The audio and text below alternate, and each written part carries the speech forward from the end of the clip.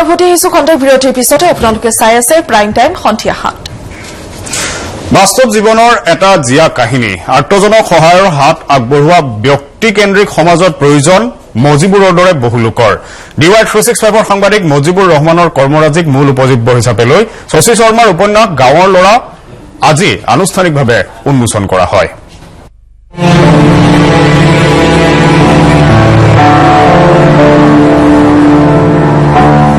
গাঁৱৰ ল'ৰা মজিবুৰ শশী শৰ্মাৰ কলমত এটা জিয়া কাহিনী।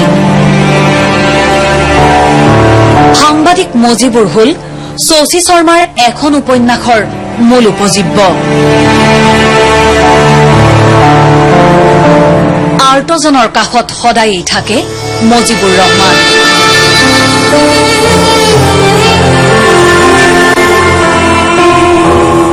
নলবাৰীৰ এখন অখ্যাত গাঁৱৰ এজন যুৱক মজিব।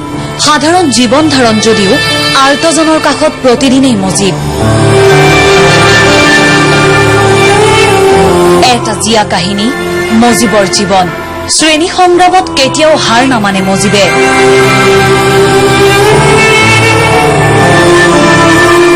মজিব প্ৰগতিশীল লেখক শশী শৰ্মাৰ উপন্যাস গাঁৱৰ ল'ৰাৰ নায়ক। এই মজিব আন কোনো নহয়, সাংবাদিক মজিবুৰ ৰহমানহে।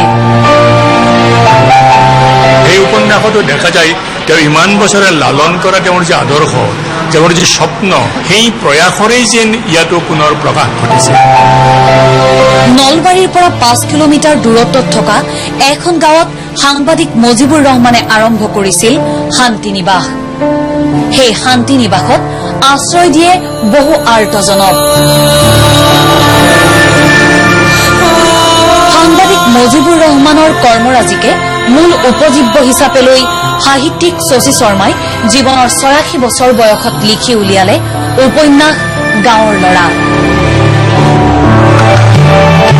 সোমবাৰে গুৱাহাটী প্ৰেছ ক্লাবত অধ্যাপক ডক্টৰ সীতানাথ লহকৰে উন্মোচন কৰে উপন্যাসখন।